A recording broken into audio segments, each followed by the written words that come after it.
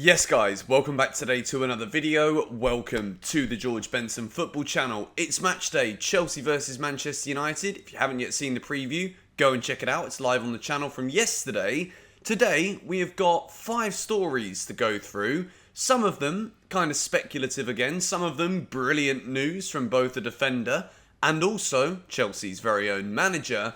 But before we get into anything, you guys know that most weeks I participate in Last Fan Standing with BetVictor. And as we lead in towards the first story, I want to play a clip from this week's show where I'm not actually in this one, but Lee Judges makes a very good point about Tottenham Hotspur that I fully agree with. I think that with Tottenham, I think it's a shorter term project. We know with Conte a couple of years, if they don't get it this season, I honestly think Conte will go. If Tottenham don't get top 4, I do think he'll go. I fully agree to what Lee had to say, and I do think that if Spurs don't get top 4, then Antonio Conte will go, which would actually probably be the last straw for Tottenham to get anywhere, in which case Harry Kane would probably not stay either if Antonio Conte goes, because who else would possibly want to take that job? And then he can come to Chelsea. It sounds good to me, but if you guys can go in the link in the description, go and subscribe to the BetVictor channel so that you don't miss an upload when I'm over there, because I tell you lot about it after the episode goes live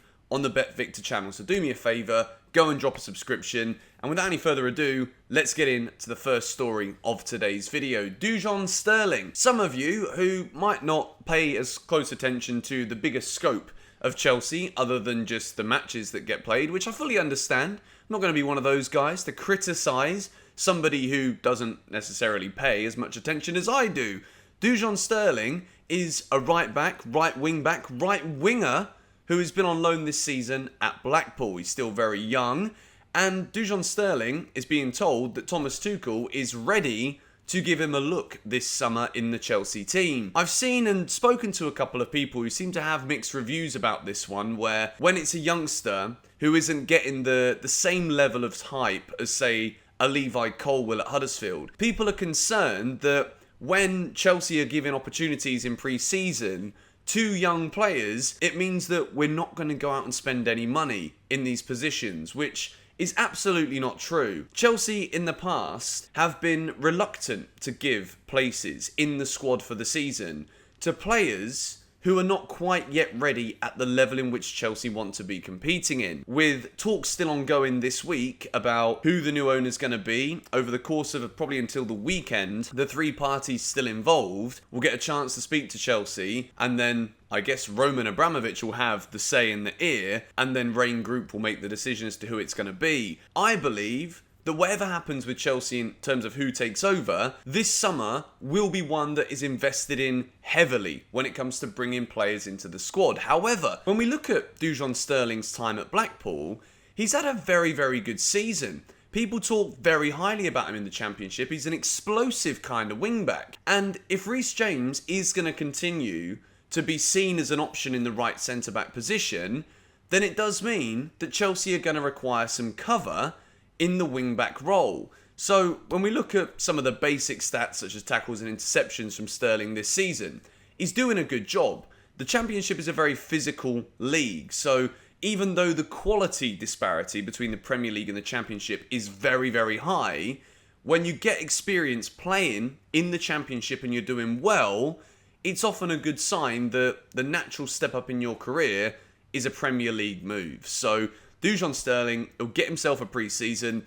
I'm happy about that. I've seen a bit of him at Blackpool. I don't necessarily watch the matches for the full 90 minutes, but what I do see, I always keep an eye out on the Chelsea loanees, and he's doing very well indeed. So the fact that Tuchel wants to look at him is not a massive surprise. We then talk a little bit about Thomas Tuchel and the comments that he's made regarding pre-match interview for Manchester United. Obviously, throughout the uncertainty at Chelsea Football Club regarding new ownership, there's always a little question about, well, if this summer we can't bring in reinforcements to the squad, if we cannot spend big money to replace Tony Rudiger, Andreas Christensen, European champions at the club, would Thomas Tuchel be willing to stay? Tuchel's been very, very clear and transparent about this entire process. When he's asked things, he doesn't know the answers, the same way that people advising him within the club also are not fully aware of the answers. So they won't give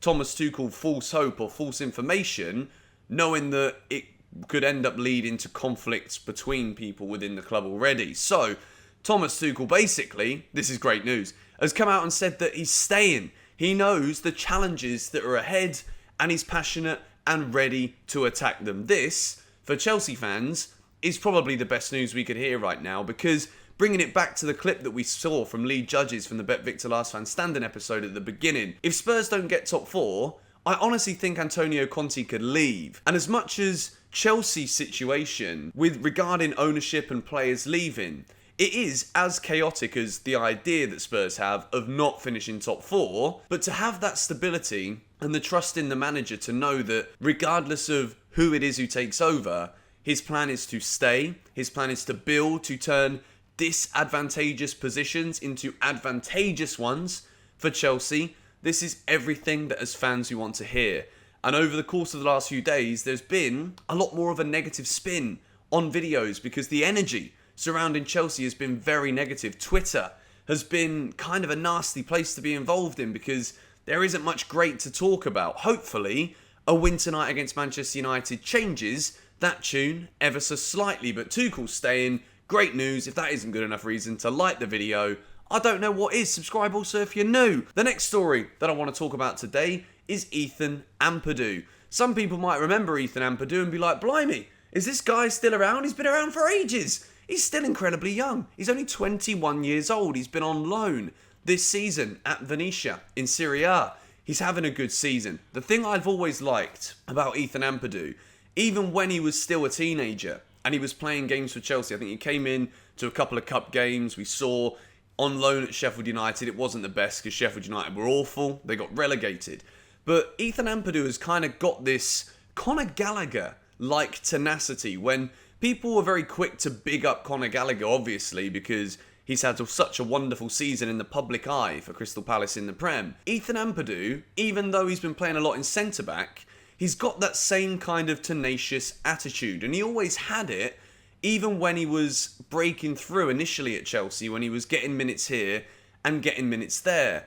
And what I do think is very important about both Dujon Sterling and Ampadu in terms of their chances to get a pre-season under Tuchel and potentially snatch a place in the squad next season.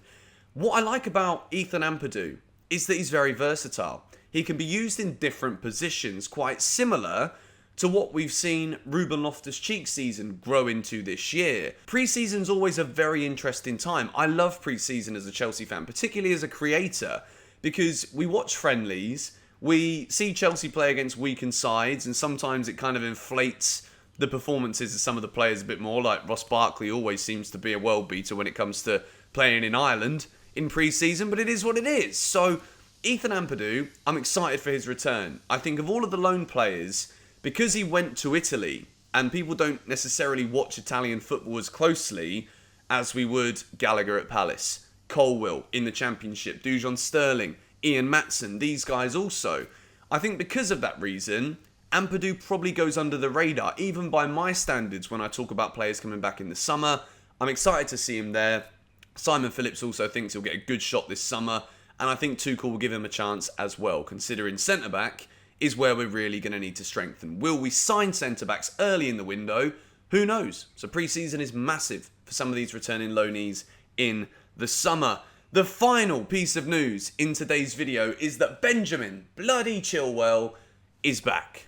Not back in the first team, unfortunately. I've seen some people see the news that Chilwell from next week will be back training with the Academy boys again.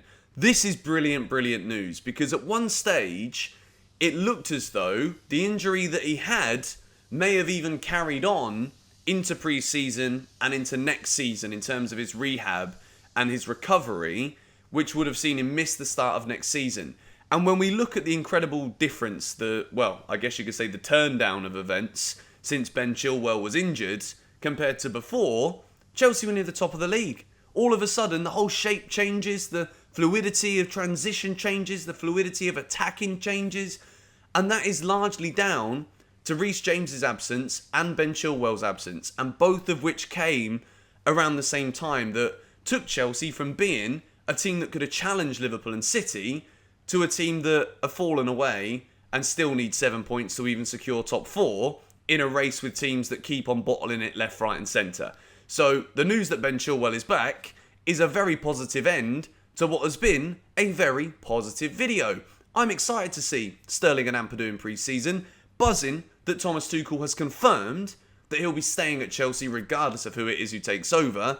Yes, sometimes these things can change, but there isn't really a Chelsea manager where I've ever believed the words used in press conferences as much as I do with this man.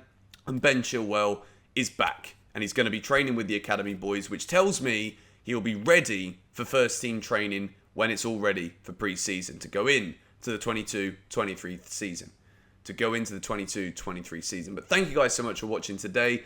As I said at the beginning, if you can go and subscribe to Bet Victor for the last fan standing so that you can catch me every single week on the show, be sure to do so. That'll be fantastic. Subscribe to me. If you haven't already, hit the like button if you enjoyed this video. And I will see you guys tonight after the game away at United for 6 things we learned. Come on, you Blues.